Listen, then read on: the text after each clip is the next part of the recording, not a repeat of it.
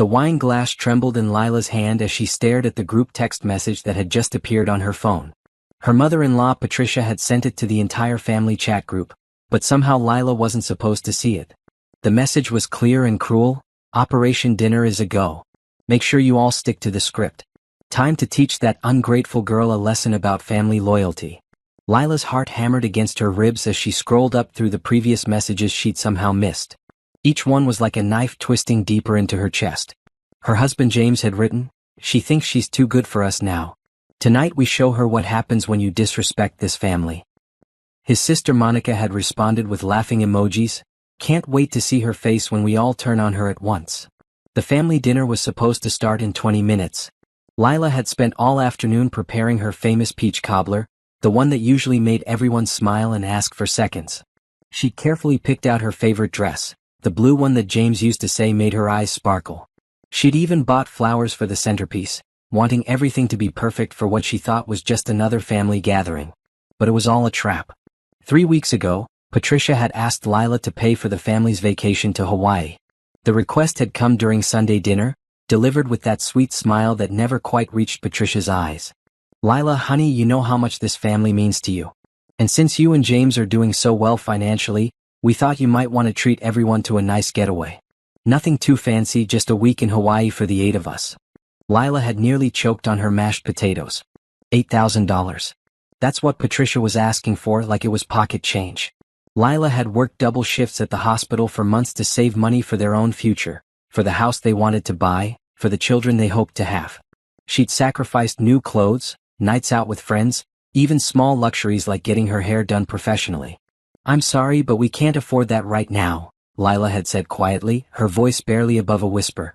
"We're saving for our own goals, and $8,000 is a lot of money." The temperature in the room had dropped 20 degrees instantly.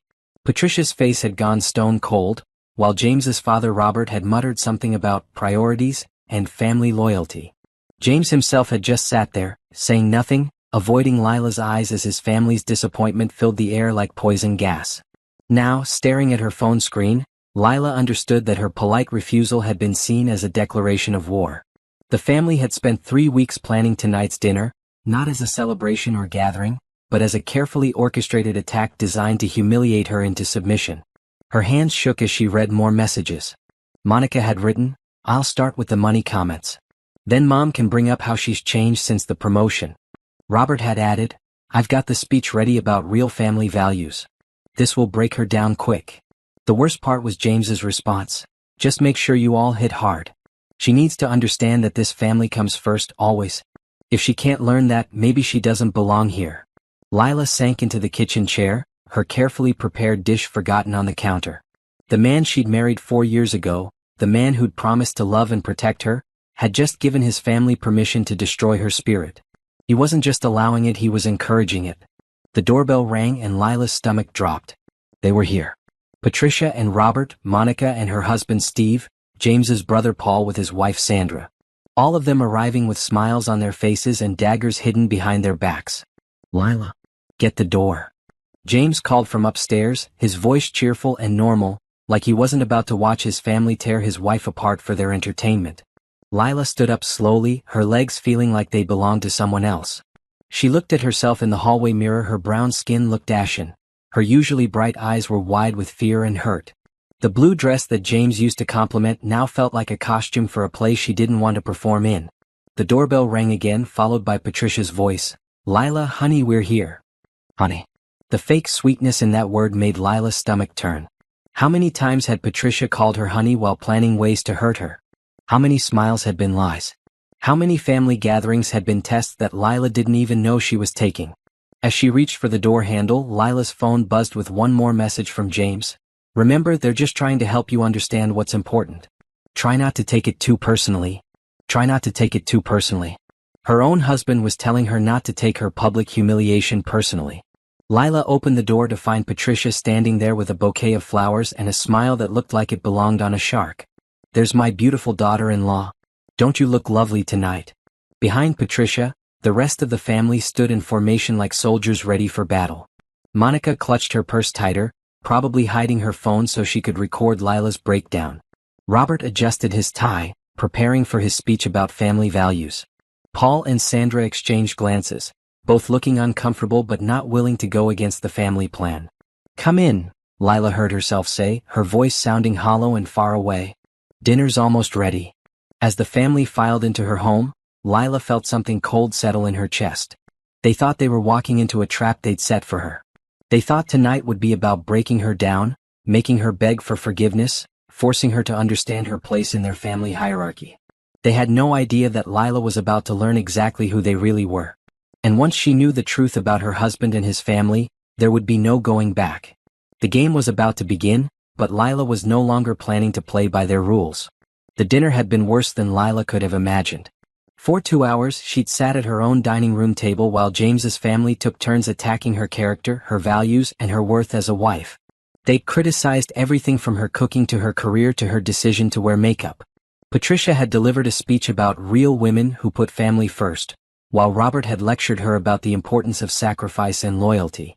James had sat there through it all, occasionally nodding in agreement or adding his own criticisms.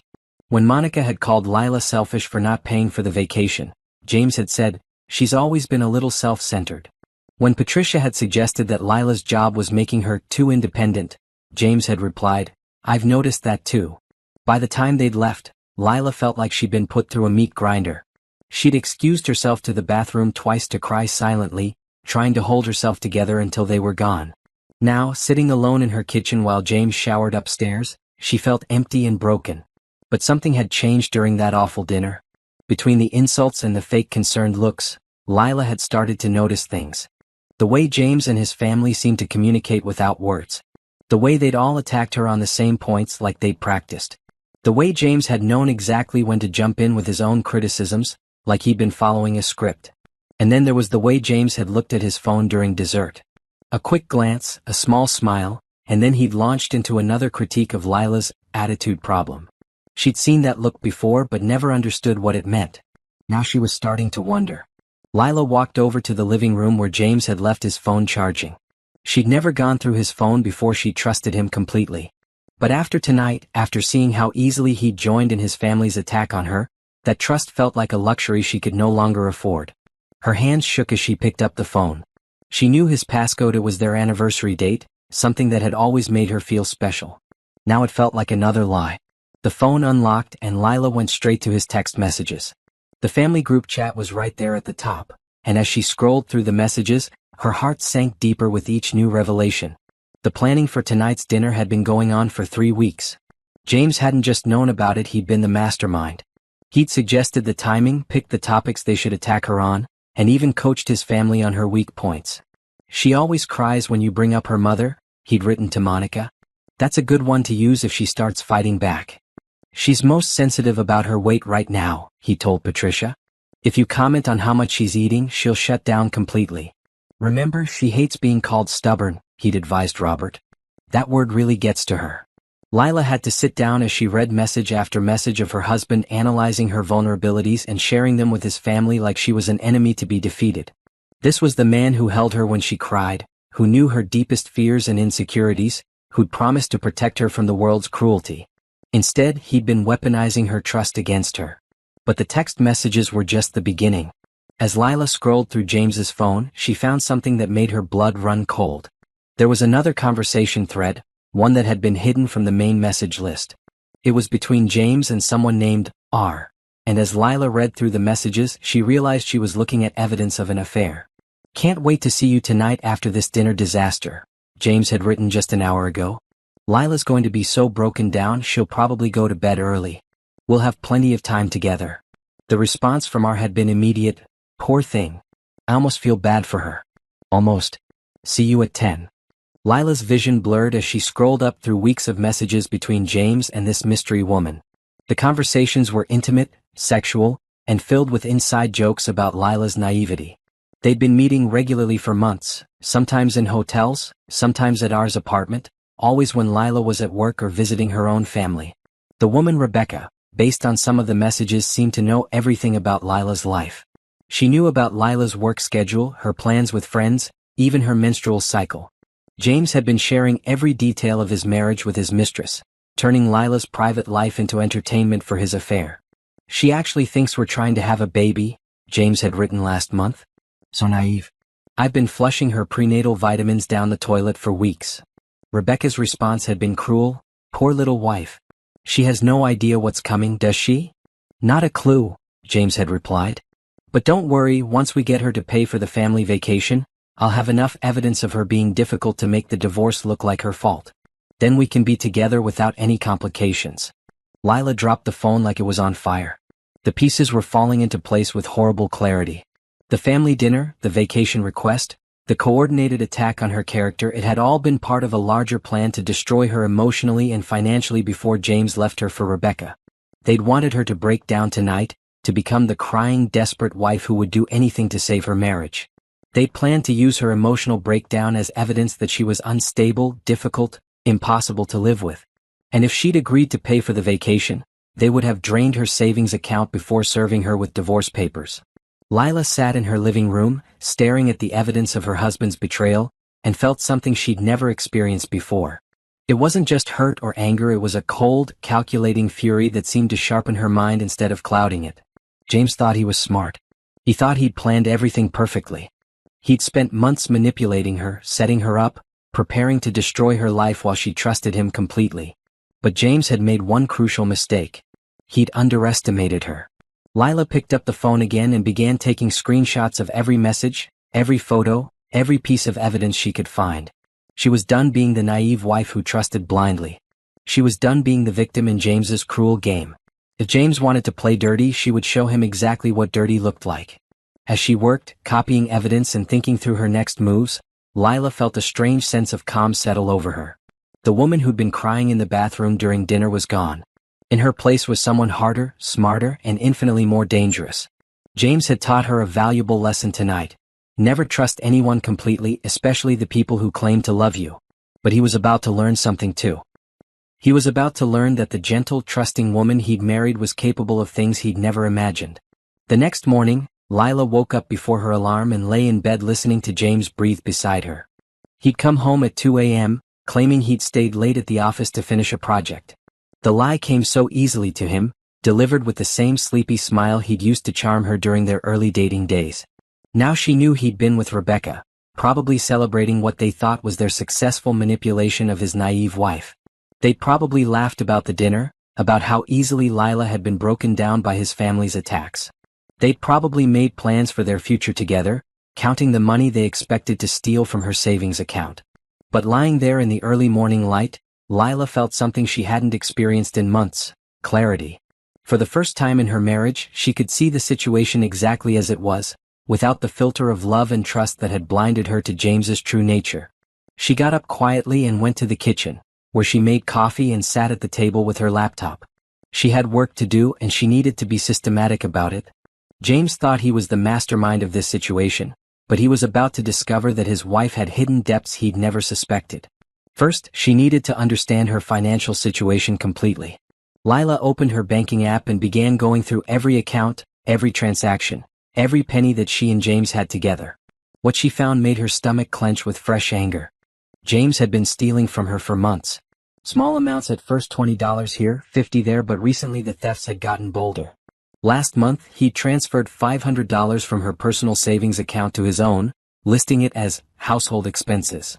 2 weeks ago, he'd used her credit card to buy jewelry that had obviously been for Rebecca, not for Lila. The pattern was clear once she knew what to look for. James had been slowly draining her resources while building up his own, preparing for the day when he would leave her financially devastated. He'd been planning this for far longer than she'd realized. But as Lila dug deeper into their finances, she discovered something that made her smile for the first time in weeks. James might have been stealing from her, but he'd also been incredibly sloppy about it. Every transaction was documented, every theft had a digital trail, and he'd been using accounts that had both their names on them.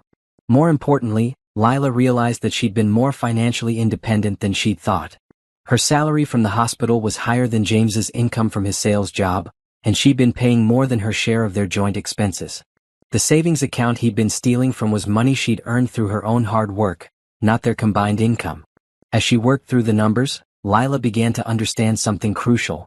She didn't need James. She'd been supporting him more than he'd been supporting her. Without his financial leech attached to her accounts, She'd actually be better off on her own. The realization was both liberating and infuriating. She'd spent months worrying about money, turning down opportunities to go out with friends, working extra shifts to build their savings. Meanwhile, James had been stealing from her to fund his affair and planning to leave her with nothing. Next, Lila turned her attention to documenting everything she discovered. She created a secure folder on her laptop and began organizing the evidence systematically. Screenshots of James's text messages with Rebecca and his family. Photos of the jewelry charges on her credit card. Bank records showing the pattern of his thefts. A timeline of his lies about working late and business trips.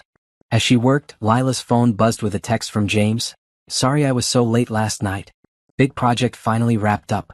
Love you." The casual cruelty of it took her breath away. He'd spent the night with his mistress, probably making plans to destroy his wife's life, and now he was texting her love messages like nothing had happened. The emotional manipulation was so practiced, so smooth, that Lila wondered how long he'd been playing this game. She texted back, "No problem. I understand work comes first. See you tonight for dinner." Let him think she was still the naive wife who believed his lies. Let him think his plan was working perfectly. The longer he stayed confident and careless, the more evidence she could gather. Over the next week, Lila maintained her normal routine while secretly building her case. She went to work, came home, cooked dinner, and made small talk with James about their days. She asked about his projects, listened to his stories about difficult clients, and never once hinted that she knew about Rebecca or the family's plot against her. But behind the scenes she was moving like a woman possessed. She contacted a lawyer and scheduled a consultation for the following week. She opened a new bank account that James knew nothing about and began quietly transferring her money to safety. She researched private investigators and started gathering information about James's company, his boss, and the professional consequences of his behavior. Most importantly, she began reaching out to people she'd lost touch with during her marriage. Friends from college, former co-workers, family members she'd grown distant from because James had always found reasons why she shouldn't spend time with them. She started rebuilding the support network that James had systematically isolated her from. The more she learned about her situation, the angrier Lila became. James hadn't just been cheating on her, he'd been carefully dismantling her entire life. He discouraged her from maintaining close friendships, convinced her that his family's approval was more important than her own happiness, and gradually made her financially dependent on him even though she was the higher earner. The worst part was how subtle it had all been. James had never been obviously controlling or abusive. Instead, he'd been quietly undermining her confidence, isolating her from her support system, and making her believe that she was lucky to have him. He'd convinced her that she was difficult, that his family's constant criticism was justified, that she needed to work harder to earn their love and acceptance. But now Lila could see the truth clearly. James's family didn't dislike her because she was difficult, they disliked her because she was successful, independent, and strong. They'd been trying to break her down because they were threatened by her capabilities, not because she was failing as a wife. And James hadn't been trying to help her become a better person, he'd been trying to destroy her self-worth so she wouldn't fight back when he eventually left her for Rebecca. As the week progressed, Lila felt herself changing in ways that went beyond just gathering evidence. She stood straighter, spoke more confidently, and stopped apologizing for things that weren't her fault. She began wearing clothes that made her feel powerful instead of clothes that would avoid criticism from James's family.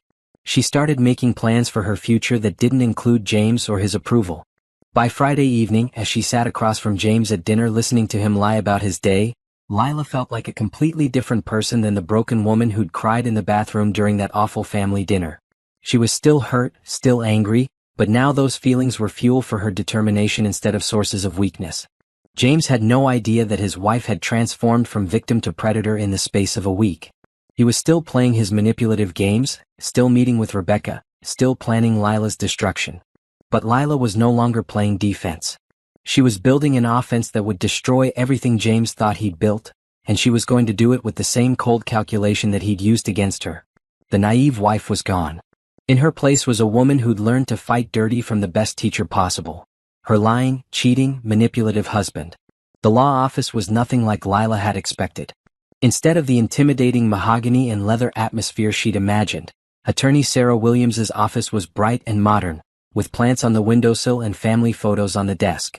Sarah herself was a woman in her 50s with kind eyes and a firm handshake, the kind of person who radiated competence and warmth in equal measure.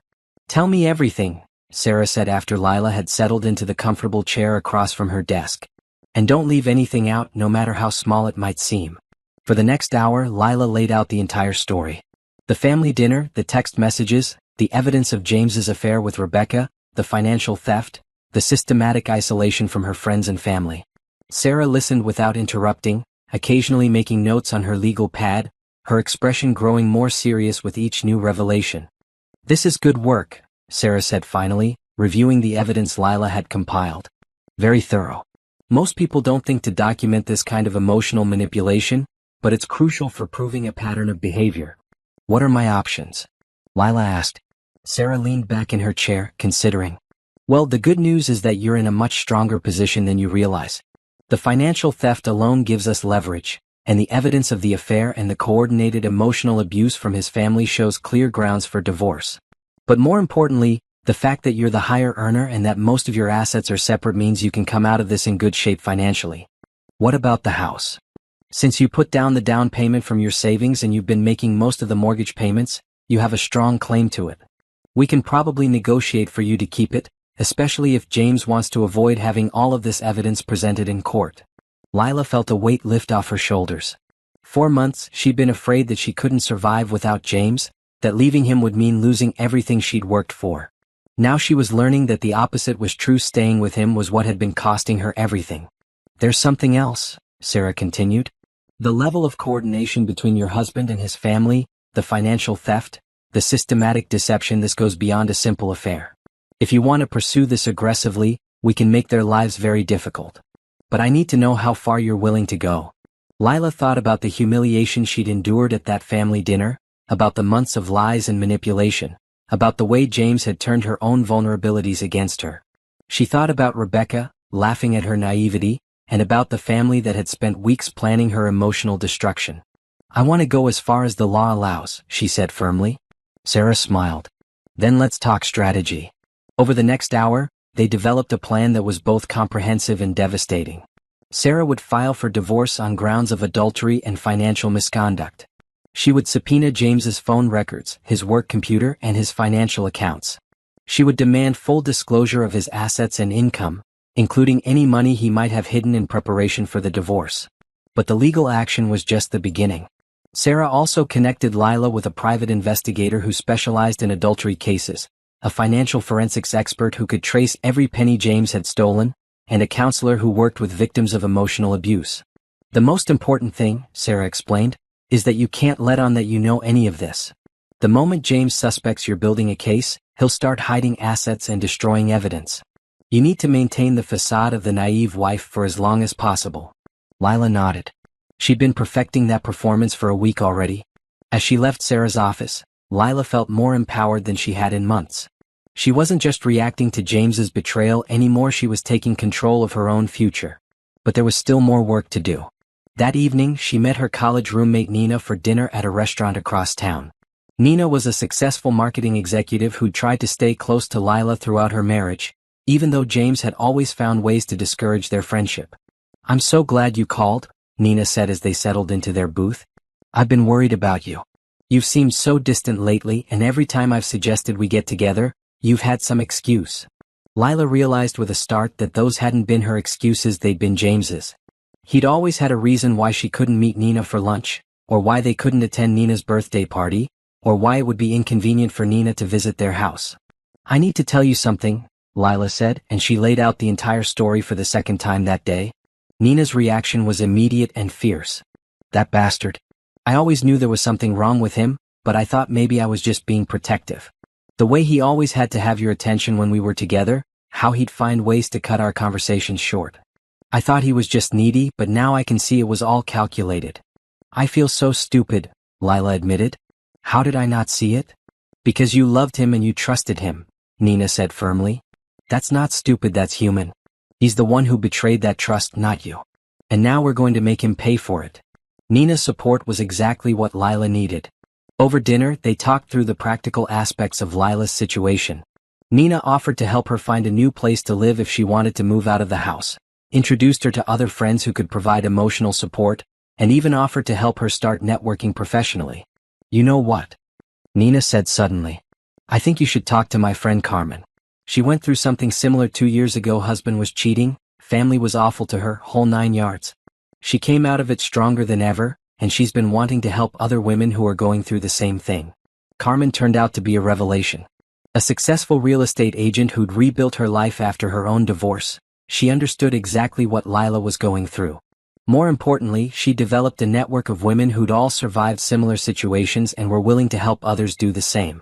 It's like a secret society, Carmen explained when they met for coffee the next weekend. Women who've been through the worst and come out the other side. We help each other with everything: legal advice, financial planning, emotional support, even practical things like moving apartments or finding new jobs. Through Carmen, Lila met Dr. Rachel Torres, a psychologist who specialized in helping women recover from emotional abuse. She met financial advisor Michelle Chin, who helped women protect their assets during divorce proceedings. She met real estate agent Lisa Park, who helped women find new homes where they could start fresh.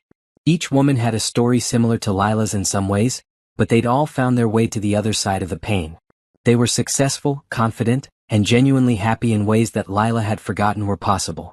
The thing about men like your husband, Dr. Torres explained during their first session, is that they're very good at making you feel like you're the problem. They gaslight you, isolate you, and gradually erode your self-confidence until you believe you're lucky to have them. But once you can see the pattern clearly, you realize that you were never the problem, you were the target. For the first time in months, Lila felt like she wasn't alone. She'd spent so long believing that James's family was right, that she was difficult and ungrateful and needed to work harder to earn their love. Now she was surrounded by women who understood exactly what she'd been through and could help her see the truth. She wasn't broken or difficult or ungrateful. She was a successful, intelligent, caring woman who'd been systematically manipulated by people who were threatened by her strength. And now she had an army of allies who were ready to help her fight back. As Lila drove home that night, she felt a confidence she hadn't experienced in years. James thought he'd isolated her, made her dependent on him and his family's approval. He thought she was weak and naive and would crumble under pressure. He was about to learn how wrong he'd been. 3 weeks after her first meeting with Sarah Williams, Lila sat in her car outside James's office building, watching him leave for what he thought was a routine lunch break. She knew from checking his phone that he was actually meeting Rebecca at their usual hotel, and she also knew that the private investigator Sarah had recommended was already in position to photograph their encounter. But Lila wasn't there to spy on James. She was there for an entirely different reason. She waited until James's car had disappeared around the corner, then walked into the building and took the elevator to the 15th floor. The law firm of Peterson, Burke and Associates occupied the entire floor, and Lila had spent the morning researching everything she could about James's employer. What she discovered was fascinating. The firm prided itself on its reputation for integrity and family values. They handled high-profile divorce cases, custody battles, and other family law matters, which meant that any hint of scandal involving their employees could be devastating to their business. "I'd like to speak with Mr. Peterson," Lila told the receptionist, a young woman who looked up from her computer with a polite smile. "Do you have an appointment?" "No, but I think he'll want to hear what I have to say. Tell him it's about James Morrison and a serious ethical violation." The receptionist's expression shifted slightly, and she picked up her phone. 5 minutes later, Lila was sitting in the office of Thomas Peterson, the senior partner of the firm and James's ultimate boss. Peterson was a man in his 60s with silver hair and the kind of gravitas that came from decades of courtroom experience. He listened carefully as Lila explained the situation, showing him selected pieces of evidence from her carefully organized file. "This is very serious," Peterson said finally. "If what you're telling me is true, Mr. Morrison has been using company resources to conduct an affair, and he's been stealing from his wife to fund it. That's grounds for immediate termination." "There's more," Lila said. "He's been accessing client files from his personal computer, probably to impress his girlfriend with confidential information. I have evidence that he's shared details about your client's cases with someone outside the firm." Peterson's face darkened. The unauthorized sharing of client information was a violation that could cost the firm its license to practice law. "May I see that evidence?" Lila handed him a printout of text messages where James had told Rebecca about a high-profile custody case the firm was handling. He'd shared the client's name, details about their personal life, and even insider information about the firm's legal strategy. "This is unacceptable," Peterson said. "I'll need to conduct a full investigation, but based on what you've shown me, Mr. Morrison's employment with this firm is over." "When will you be taking action?" "Immediately." He'll be terminated this afternoon, and we'll be conducting a full audit of his work computer and case files. If we find evidence of further violations, we'll be reporting him to the State Bar Association. Lila left Peterson's office feeling satisfied. James thought he was untouchable, that he could manipulate and steal and cheat without consequences. He was about to learn that actions had consequences, and that the life he'd built was more fragile than he'd realized. But destroying James's career was only one part of her plan. Over the past weeks, Lila had been building something much more important, a foundation for her own future. The idea had come to her during one of her sessions with Dr. Torres. They'd been talking about how difficult it was for women to recognize emotional abuse, especially when it was subtle and gradual. Dr. Torres had mentioned that she wished there was a way to reach women earlier in the process, before they'd been completely isolated and broken down. What if there was? Lila had asked. What if we created something that could help women recognize the signs and get help before it was too late? That conversation had planted a seed that had been growing in Lila's mind for weeks. She'd started researching domestic violence resources, support networks for women, and the gaps in existing services. What she'd found was both heartbreaking and inspiring. There were millions of women like her, educated, successful, strong women who'd been systematically manipulated by partners who were threatened by their independence. These women often didn't recognize what was happening to them because the abuse was emotional rather than physical, subtle rather than obvious. More importantly, these women often had resources and skills that could help other women in similar situations. They just needed a way to connect with each other and share their knowledge. That's when Lila had decided to start her own consulting business. The concept was simple but powerful, a network of women who'd survived emotional abuse and manipulation, offering support and practical advice to other women who were going through similar situations. They would provide everything from legal referrals to financial planning to emotional support, all delivered by women who'd been through the process themselves. Lila had spent the past 2 weeks developing her business plan, researching the legal requirements for starting a consulting firm, and reaching out to potential partners. Nina had introduced her to a web developer who could create a professional website. Carmen had connected her with a lawyer who specialized in helping women start their own businesses. Michelle had helped her set up the financial structure she'd need to operate legally. The response had been overwhelming. Every woman Lila had talked to about the idea had wanted to be involved, either as a consultant or as a client. Dr. Torres had offered to serve as a clinical advisor. Sarah Williams had agreed to provide legal consultation. Even women she'd never met had reached out after hearing about the project through their network.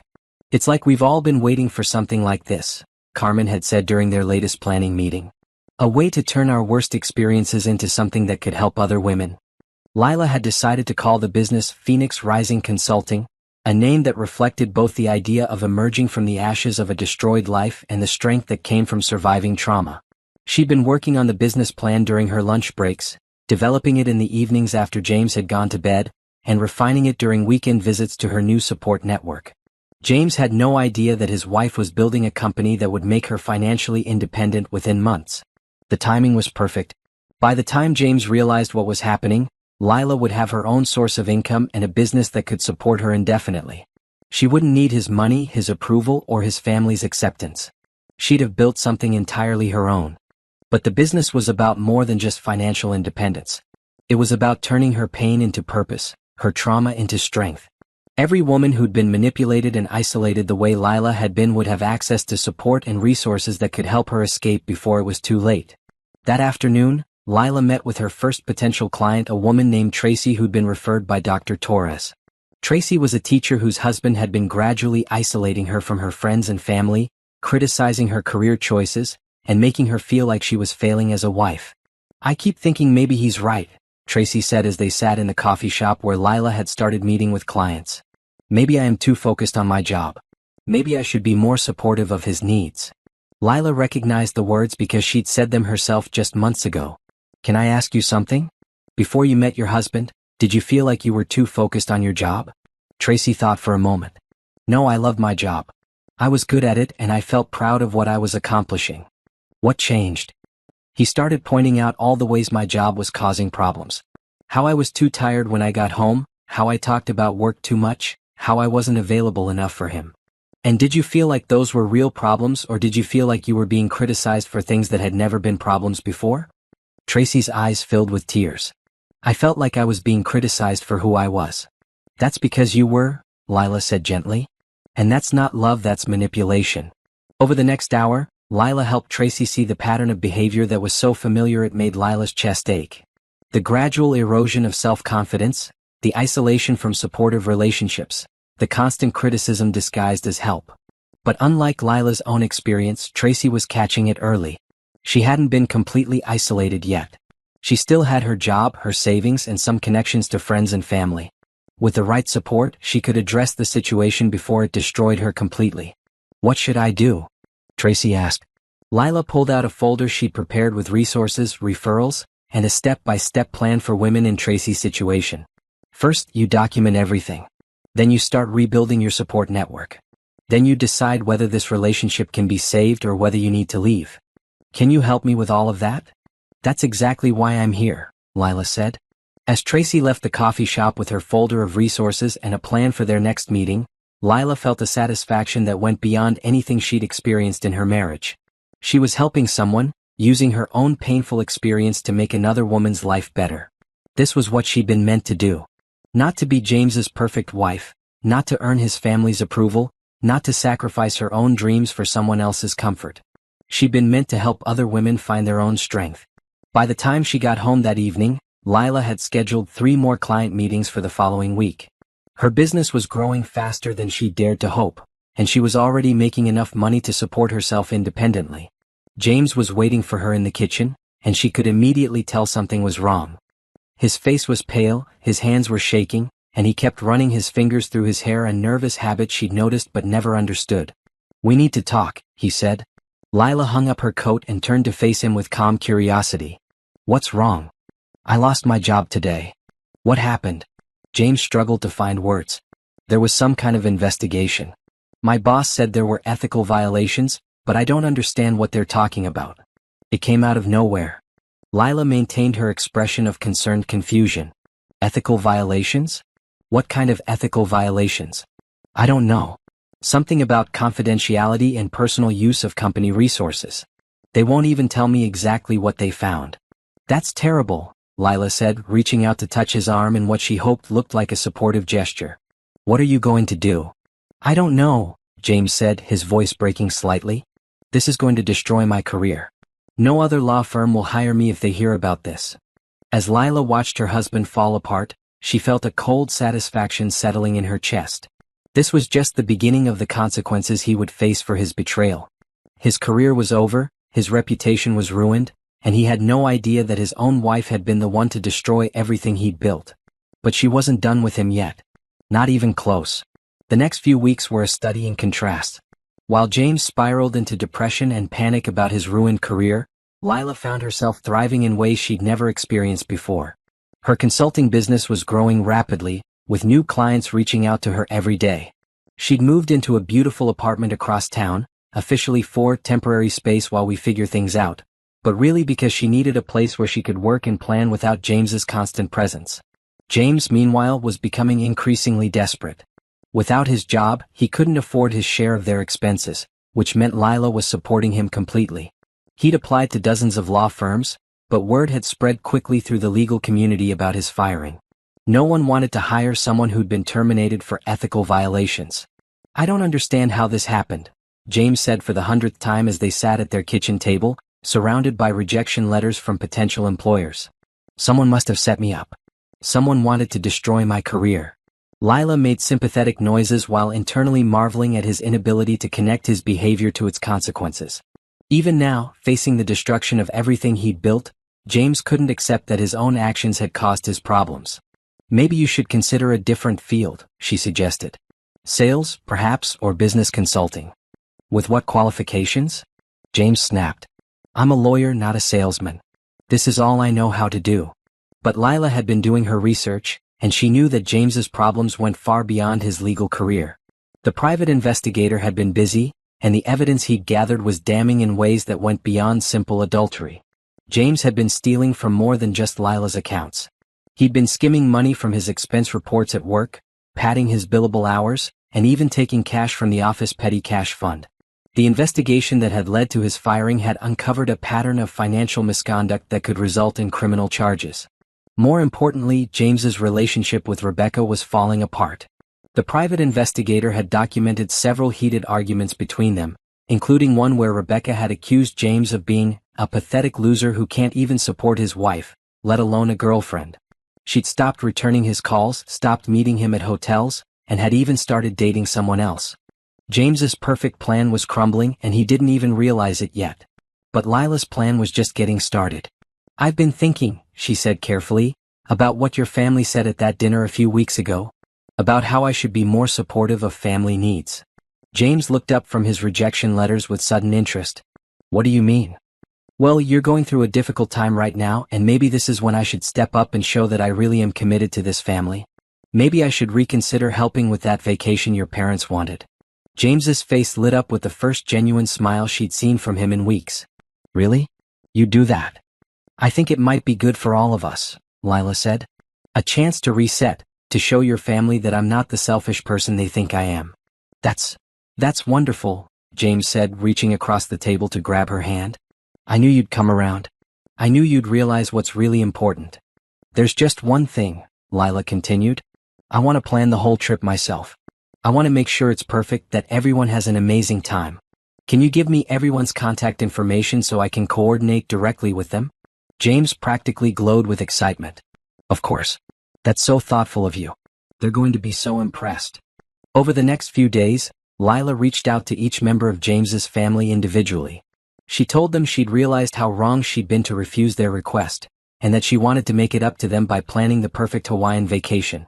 She asked for their preference on dates, activities, and accommodations. The response was immediate and enthusiastic.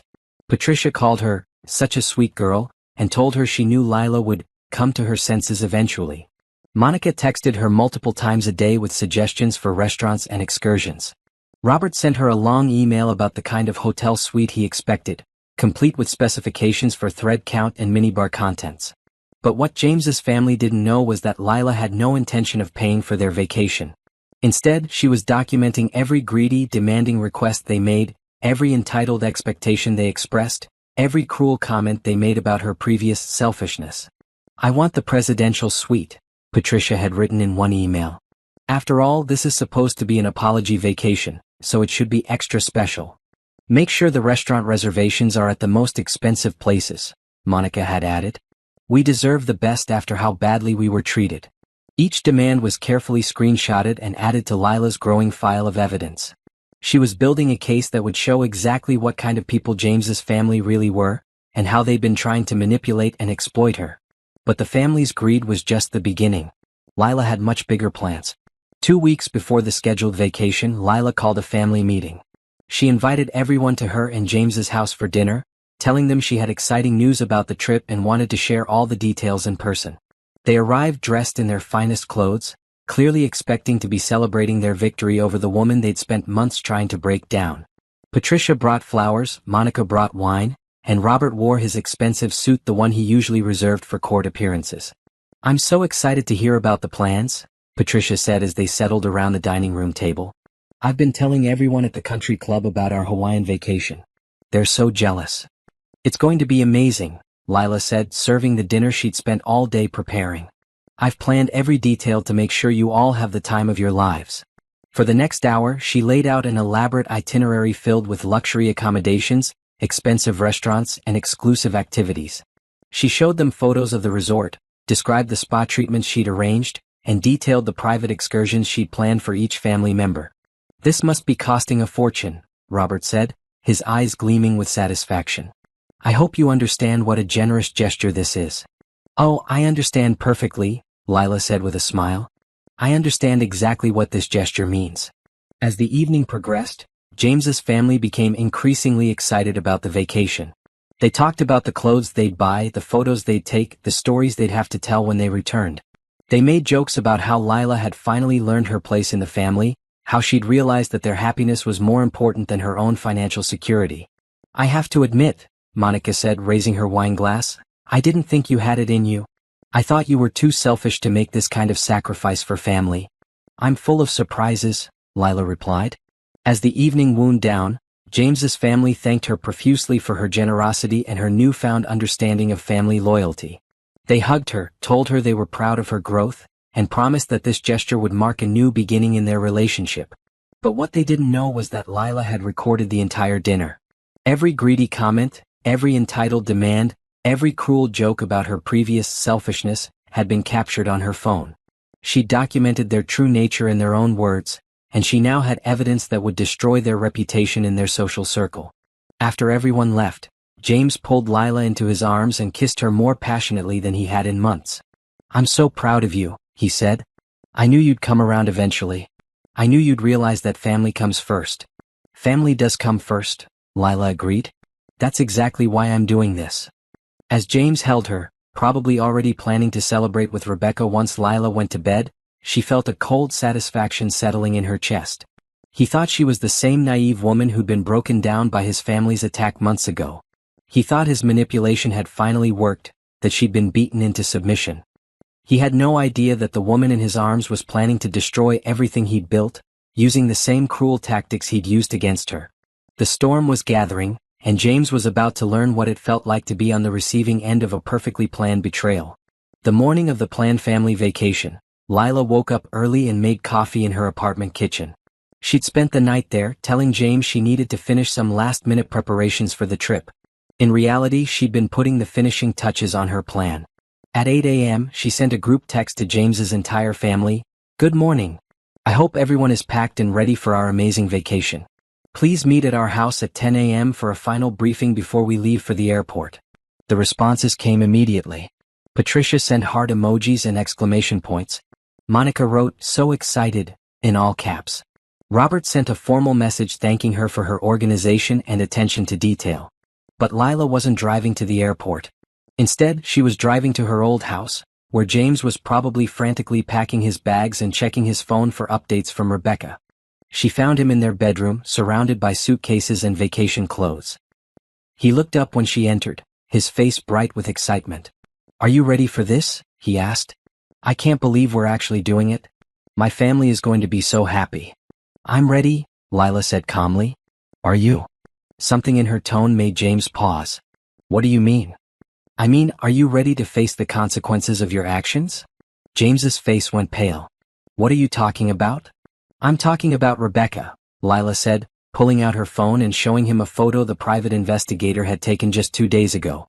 "I'm talking about the affair you've been having for months. I'm talking about the money you've been stealing from our accounts to pay for hotels and jewelry for your girlfriend." James stared at the photo, his mouth opening and closing like a fish out of water. How did you?" "I'm talking about the family dinner where you all planned to humiliate me into submission," Lila continued, scrolling through the screenshots of his text messages. "I'm talking about how you've been systematically isolating me from my friends and family while planning to divorce me and take half of everything I've worked for." "Lila, I can explain." "No," she said firmly. "You can't explain. You can't lie your way out of this one, James. I have evidence of everything. Every text message, every hotel receipt, every stolen dollar. I have recordings of your family talking about how greedy and entitled they are. I have documentation of you sharing confidential client information with your mistress." James sank onto the bed, the color draining from his face completely. "What do you want?" "I want you to understand that you've underestimated me from the beginning," Lila said. "You thought I was weak and naive and easy to manipulate. You thought you could steal from me, cheat on me, and destroy my self-esteem without consequences. I never meant." "You meant every bit of it," Lila interrupted. "You planned it carefully, executed it systematically, and enjoyed every moment of my pain. You turned your own family against me, shared my private thoughts with your mistress, and tried to make me believe I was the problem." James's hands were shaking now. "What are you going to do?" "I'm going to destroy you," Lila said simply. "The same way you tried to destroy me, but more effectively." She pulled out a folder and set it on the dresser. "These are divorce papers. I'm filing on grounds of adultery and financial misconduct. I'm demanding full disclosure of all your assets, including any money you've hidden. I'm keeping the house, the car, and everything else that I paid for." "You can't." "I can and I will," Lila said. "Your career is already over. Your girlfriend has already left you for someone with money. Your family is about to discover that there is no Hawaiian vacation, and that I have recordings of every greedy, cruel thing they said about me." James looked up at her with desperate eyes. "Please, Lila. I know I made mistakes, but we can work through this. I love you." "No, you don't," Lila said. You love the idea of having someone to control and manipulate. You love having someone to steal from and someone to blame for your problems. But you don't love me and you never did. That's not true. It is true, Lila said. If you loved me, you wouldn't have spent months planning to humiliate me. If you loved me, you wouldn't have stolen money from my accounts to buy gifts for another woman. If you loved me, you wouldn't have turned your family against me and shared my private thoughts with your mistress. James was crying now, but Lila felt no sympathy for him. She'd spent too many nights crying herself to sleep while he was with Rebecca, too many days questioning her own worth while he was planning her destruction. I've already spoken to your parents' country club, she continued. They're very interested in the recordings I have of your family's true opinions about generosity and family loyalty. I've also spoken to Rebecca's employer. Apparently, knowingly dating a married man violates their company's moral conduct policy. You're destroying innocent people. I'm destroying people who tried to destroy me, Lila corrected. Your family spent months planning to break me down emotionally. Rebecca spent months laughing at my naivety and helping you plan my financial ruin. None of you are innocent. James stood up suddenly, his desperation turning to anger. You can't do this to me. I'm your husband. You were my husband, Lila said. Now you're just a man who betrayed someone who loved him, and who's about to face the consequences of that betrayal. The doorbell rang and Lila smiled. That would be your family arriving for the vacation briefing. Should I tell them about Hawaii, or would you prefer to explain why there are no plane tickets? James's face went white. You didn't actually book anything? Of course not, Lila said. I'm not giving your family a penny of my money. But I did enjoy listening to them plan how they were going to spend it. The doorbell rang again, followed by Patricia's voice calling out cheerfully, Lila. James. We're here. You have two choices, Lila said. You can go downstairs and explain to your family that there is no vacation, that you've been fired from your job, and that your wife is divorcing you for adultery. Or you can let me explain it to them. James looked at her with something approaching fear. What happened to you? You used to be so sweet, so caring. I grew up, Lila said. I learned that being sweet and caring doesn't protect you from people who want to hurt you. I learned that sometimes you have to fight back.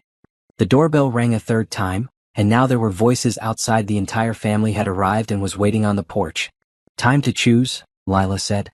James looked at the divorce papers, then at the phone showing evidence of his affair, then at the door where his family was waiting for news about a vacation that would never happen. I'll talk to them, he said finally. Good choice, Lila said. And James? When you're explaining how you destroyed our marriage and ruined your career, remember that this is what happens when you underestimate someone. You thought I was weak, but I was just waiting for the right moment to show you exactly how strong I really am.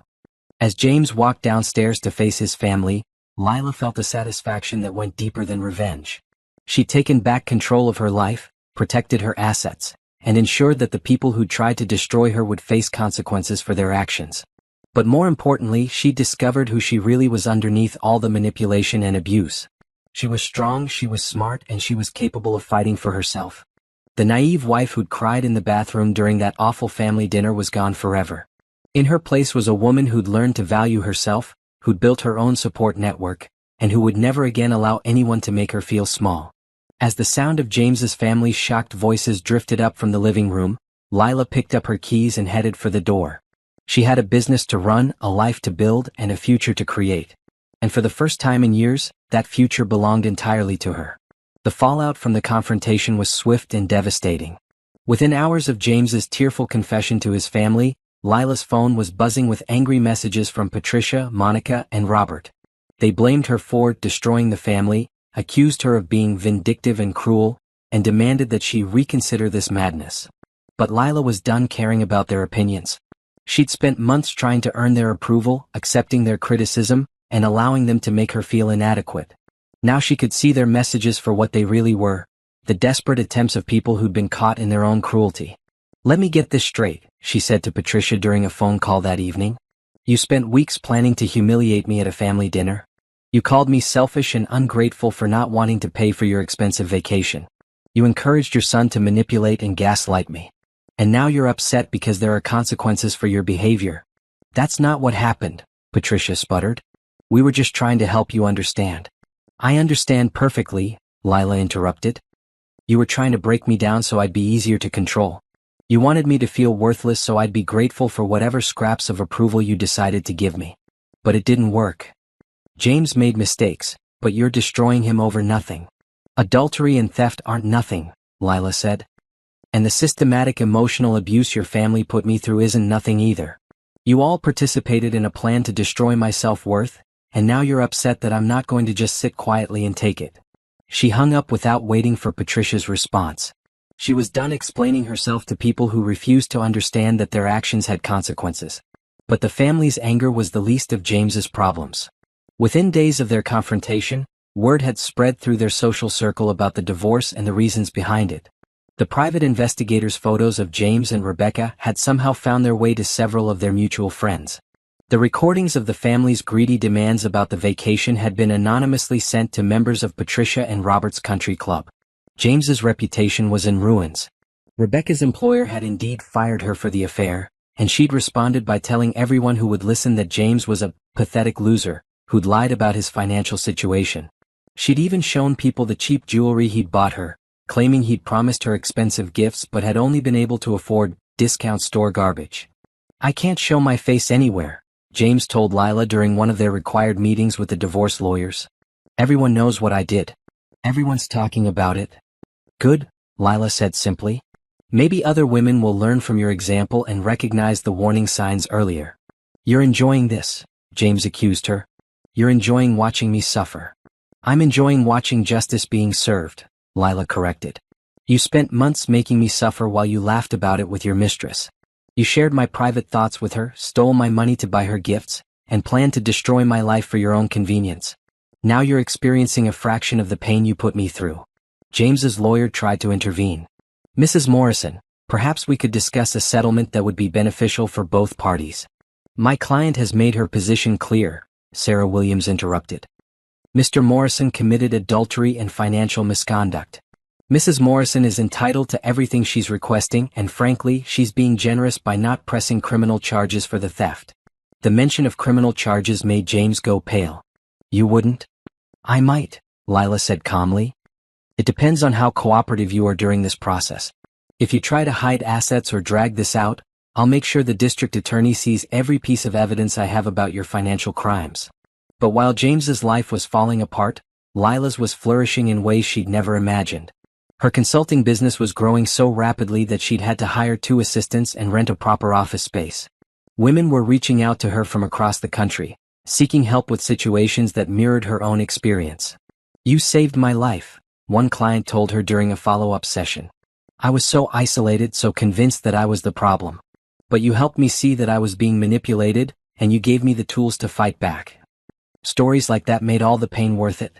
Lila was transforming her own trauma into a force for good, helping other women recognize their own strength and build lives free from manipulation and abuse. She'd also started dating again. Nothing serious yet, but she was rediscovering what it felt like to be valued and respected by someone who didn't see her as a resource to be exploited. The first time a man had asked her opinion about something without trying to argue with her answer, she'd almost cried from relief. You seem different, Nina observed during one of their regular lunch meetings. Stronger, more confident. I feel different, Lila admitted. I feel like I'm finally living my own life instead of the life someone else designed for me. What about James? Any regrets? Lila thought about it seriously. I regret trusting him. I regret wasting years of my life on someone who didn't value me. But I don't regret leaving him, and I don't regret making sure he faced consequences for his actions. Even though his life is completely destroyed? He destroyed his own life, Lila said. I just made sure he couldn't destroy mine in the process. 2 months after the confrontation, Lila received a letter from James. It was handwritten, several pages long, and filled with apologies and explanations. He claimed he'd been confused and scared, that he'd never meant to hurt her, that he'd made terrible mistakes but had learned from them. I know I don't deserve your forgiveness, he wrote, but I'm hoping you might consider giving me another chance. I've been in therapy, I've cut off contact with my family, and I've learned so much about myself. I want to be the husband you deserved from the beginning. Lila read the letter twice, then filed it away with the rest of her divorce paperwork. She felt no anger toward James anymore, but she also felt no desire to rebuild a relationship with him. He'd shown her who he really was, and she'd chosen to believe him. More importantly, she'd discovered who she really was. She was a successful businesswoman who helped other women find their strength. She was a survivor who'd turned her pain into purpose. She was someone who valued herself enough to demand respect and walk away when she didn't receive it. The woman who'd cried in the bathroom during that awful family dinner was gone. In her place was someone who would never again allow anyone to make her feel small, worthless, or grateful for scraps of affection. James had tried to break her down, but instead he'd helped her discover just how strong she really was. And now she was using that strength to help other women make the same discovery. In the end, his betrayal had been the best thing that ever happened to her. It had forced her to stop accepting less than she deserved and start building a life that truly belonged to her. 6 months after the divorce was finalized, Lila was sitting in her new office, reviewing client files and planning her next business expansion, when her assistant knocked on the door. "There's a Patricia Morrison here to see you," she said. "She says she's your former mother-in-law and that it's urgent." Lila looked up from her computer, surprised. She hadn't heard from any of James's family since the divorce papers had been signed. "Send her in." Patricia entered the office looking nothing like the confident, controlling woman who'd orchestrated that awful family dinner. Her hair was disheveled, her clothes were wrinkled, and her eyes were red from crying. She looked like she'd aged 10 years in the past 6 months. "Lila," she said, her voice barely above a whisper. "Thank you for seeing me. What can I do for you, Patricia?" Patricia sat down in the chair across from Lila's desk and clutched her purse like a lifeline. "I need to talk to you about James." "I'm not interested in discussing James," Lila said firmly. "That chapter of my life is closed." "Please," Patricia begged. "Just hear me out. It's important." Lila leaned back in her chair, studying the broken woman in front of her. "You have 5 minutes." "James is in trouble," Patricia said. "Real trouble. He's been arrested." "For what?" "Fraud. Embezzlement." The investigation into his firing led to a broader investigation into his financial activities. They found evidence that he'd been stealing from clients, not just from you. He's looking at serious prison time. Lila felt no satisfaction at the news, but she also felt no sympathy. "What does that have to do with me?" "He's broke," Patricia continued. "He can't afford a lawyer. He's been living in a studio apartment, working minimum wage jobs, and now he's going to prison. His life is completely ruined." "Again, what does that have to do with me?" Patricia's facade finally cracked completely. "I'm begging you to help him. Not financially, but maybe you could speak to the prosecutor, tell them he's not a bad person, that he made mistakes but doesn't deserve to go to prison." Lila stared at her former mother-in-law in amazement. "You want me to help the man who cheated on me, stole from me, and tried to destroy my life?" "He's learned his lesson," Patricia said desperately. "He's been in therapy, he's changed, he's sorry for everything he did to you." "I'm sure he is sorry," Lila said. "He's sorry he got caught. He's sorry there were consequences for his actions. But being sorry doesn't undo the damage he caused." "You used to be such a kind person," Patricia said, her voice turning bitter. "You used to care about family." Lila laughed, a sound that held no humor. "I am a kind person, Patricia. I help women escape abusive situations every day. I care deeply about family, real family, the kind that supports and loves you unconditionally. What James and your family put me through wasn't love, it was manipulation and control. We were trying to help you." "You were trying to break me down," Lila interrupted. "You coordinated a deliberate attack on my character because I wouldn't pay for your vacation. You encouraged your son to gaslight me and steal from me. You celebrated when you thought you'd successfully humiliated me into submission." Patricia's face flushed. "That's not how it was. I have recordings, Patricia. I have evidence of everything your family said and did. I know exactly how it was. James made mistakes, but he doesn't deserve to go to prison." "James didn't make mistakes," Lila said firmly. "He made calculated decisions to hurt me for his own benefit.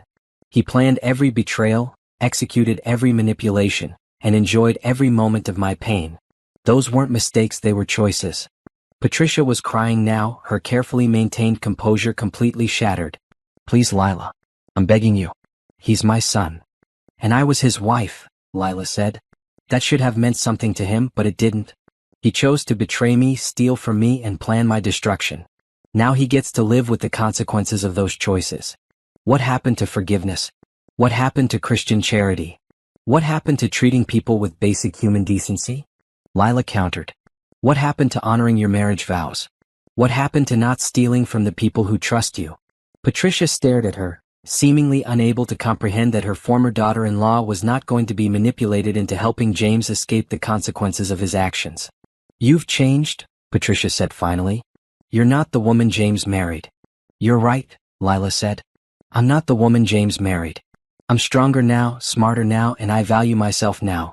The woman James married was naive enough to think that being kind and trusting would protect her from people like your family. I've learned better." "So you're just going to let him go to prison?" "I'm not letting him do anything," Lila said. "James's actions put him in prison. His choices, his crimes, his complete lack of regard for other people's welfare. I had nothing to do with that." Patricia stood up abruptly, her grief turning to anger. "You're vindictive and cruel. You're destroying a good man over petty jealousy." "James destroyed himself," Lila said calmly. "And Patricia? The fact that you think adultery, theft, and emotional abuse are petty issues tells me everything I need to know about why James turned out the way he did." "You'll regret this," Patricia said as she headed for the door. "Someday you'll realize you threw away a good marriage over nothing." "I threw away a marriage built on lies and manipulation," Lila corrected. "And I've never regretted it for a single moment." After Patricia left, Lila sat in her office for a few minutes, processing the conversation. She felt no guilt about refusing to help James, but she did feel a profound sadness for the family that had raised a man capable of such betrayal. That evening, Lila met Carmen and Nina for dinner at their favorite restaurant. She told them about Patricia's visit, about James's arrest, about the family's desperate attempt to make her feel responsible for his fate. "I hope you told her where she could stick her request," Carmen said fiercely. "I told her the truth," Lila said. "That James created his own problems and that I'm not responsible for fixing them." "How do you feel about it?" Nina asked. "About him going to prison?" Lila thought about it carefully. "I feel nothing. Not happy, not sad, just nothing. He's a stranger to me now, someone I used to know who made terrible choices. His consequences don't affect my life anymore." "That's healthy," Carmen said. "It means you've really moved on." And Lila had moved on in ways that continued to surprise her. Her business was thriving beyond her wildest dreams. She'd been featured in magazines, invited to speak at conferences, and had even been approached about writing a book about her experience.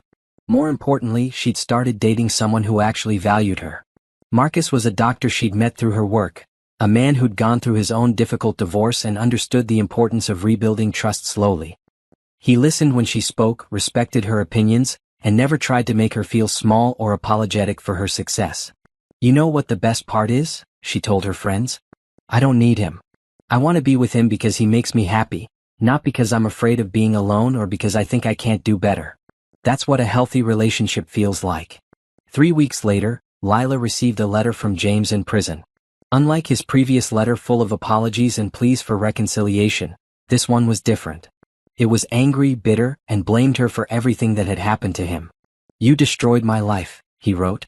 "You turned my family against me, ruined my career, and now you've let me go to prison.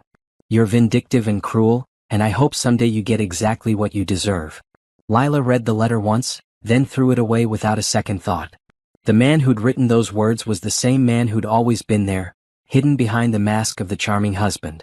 She'd just never been able to see him clearly before. But now she could see everything clearly. She could see that leaving James had been the best decision of her life. She could see that building her own business and support network had given her a strength she'd never known she possessed. She could see that the pain of betrayal had transformed her into someone capable of helping other women avoid the same fate. Most importantly, she could see that she deserved better than what James had offered her. She deserved honesty, respect, and genuine love. She deserved a partner who celebrated her success instead of trying to diminish it. She deserved a life built on her own terms, not someone else's manipulation. James had tried to destroy her, but instead he'd helped her discover who she really was. And who she was turned out to be someone much stronger, much smarter, and much more valuable than the naive wife he'd tried to control. The reckoning was complete. James was facing the consequences of his choices, his family was dealing with the shame of their behavior, and Rebecca had moved on to her next victim. But Lila was free. Free from their manipulation, free from their expectations, and free to build whatever life she wanted for herself. And the life she was building was more beautiful than anything she could have imagined while she was trapped in their web of lies and control. 2 years after the divorce, Lila stood in front of the mirror in her spacious new home, adjusting the necklace Marcus had given her for her birthday. It was simple and elegant, chosen because he'd noticed her admiring something similar in a store window, not because he was trying to buy forgiveness for some betrayal. Tonight was the launch party for her book, Rising from the Ashes, a guide to recognizing and recovering from emotional manipulation. The memoir and self-help guide had already received advanced praise from therapists, legal experts, and domestic violence advocates.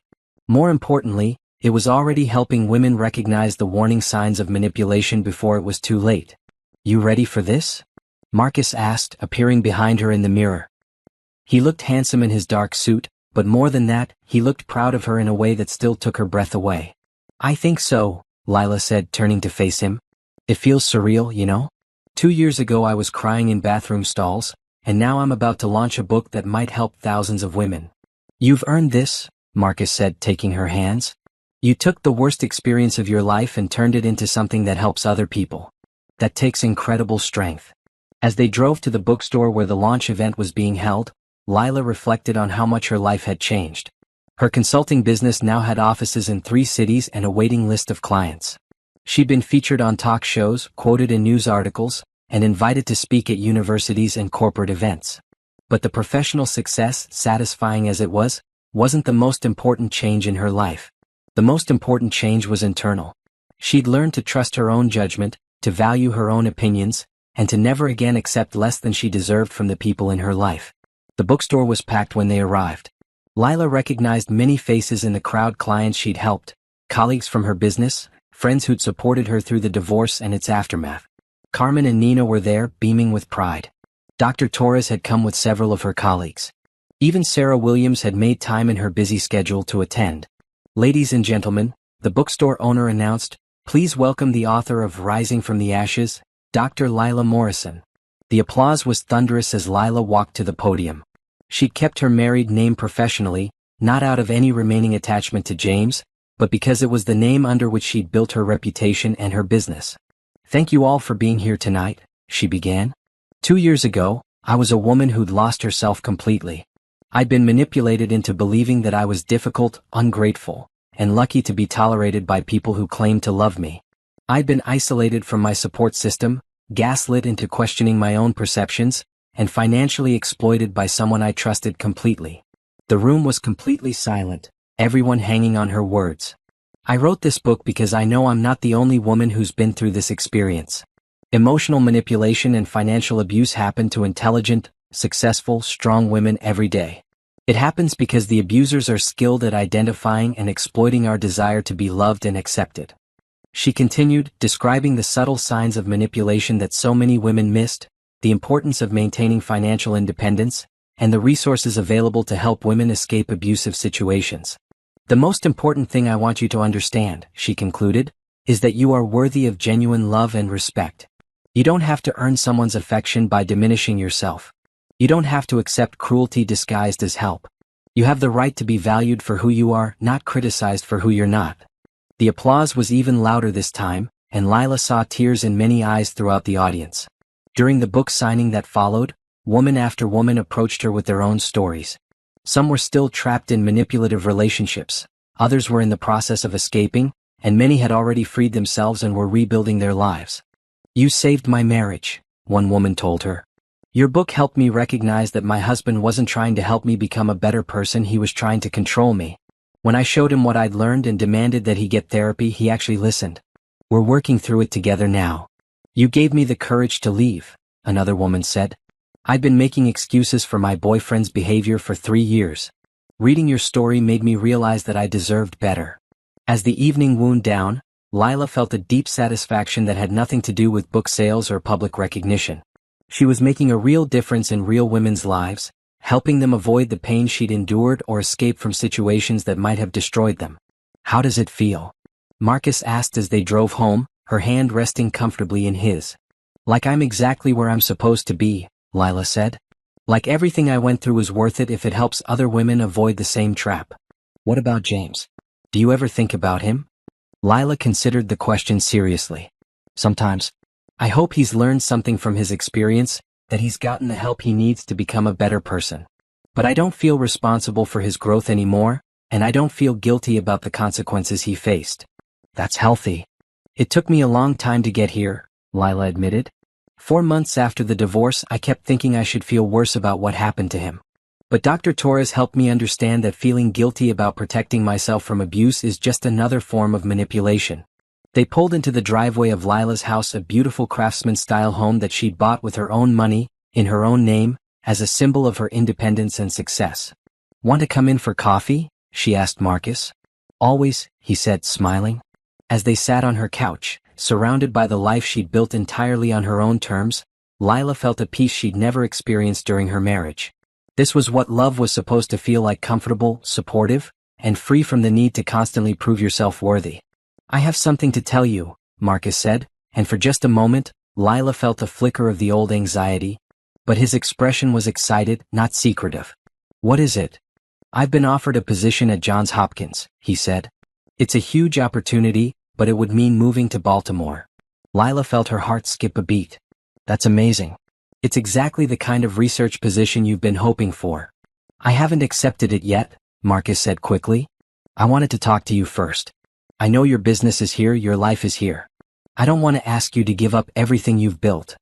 Lila looked at him, this man who'd never once asked her to make herself smaller to accommodate his needs, who celebrated her success instead of feeling threatened by it, who wanted to include her in his major life decisions instead of making them unilaterally. "What if I didn't have to give up anything?" she said slowly. "What if I could expand my business to the East Coast? I've been thinking about opening a Baltimore office anyway. There's a real need for these services there." Marcus's face lit up. "Really? You'd consider it?" "I'd more than consider it," Lila said. "I'd love to. But only if it's what we both want, not because either of us is sacrificing for the other." "It's what I want," Marcus said firmly. "Building a life together as equals, both of us pursuing our dreams and supporting each other along the way." As they made plans for their future together, Lila marveled at how different this felt from her marriage to James. Instead of being asked to diminish herself, she was being encouraged to grow. Instead of having her dreams dismissed, they were being incorporated into their shared vision. Instead of feeling like she had to earn love through sacrifice, she felt valued for exactly who she was. Later that night, as Marcus slept beside her, Lila lay awake thinking about the journey that had brought her to this moment.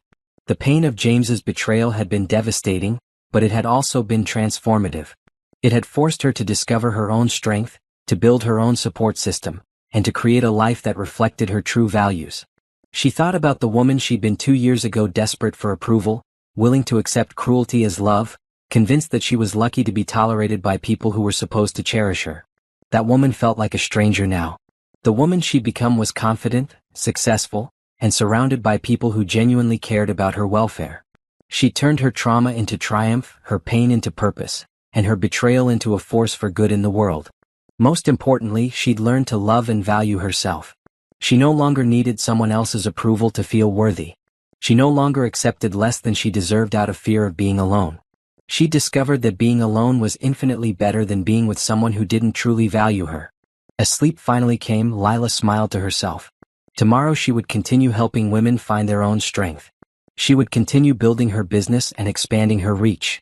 She would continue growing in her relationship with Marcus, building something based on mutual respect and genuine love. The naive wife who'd been broken down by a family dinner was gone forever. In her place was a woman who'd risen from the ashes of her old life to build something beautiful, meaningful, and entirely her own. James had tried to destroy her, but instead he'd set her free. And freedom, Lila had learned, was the most beautiful gift she could have given herself. The story was complete. The revenge was perfect. And the new beginning was everything she'd never dared to dream possible.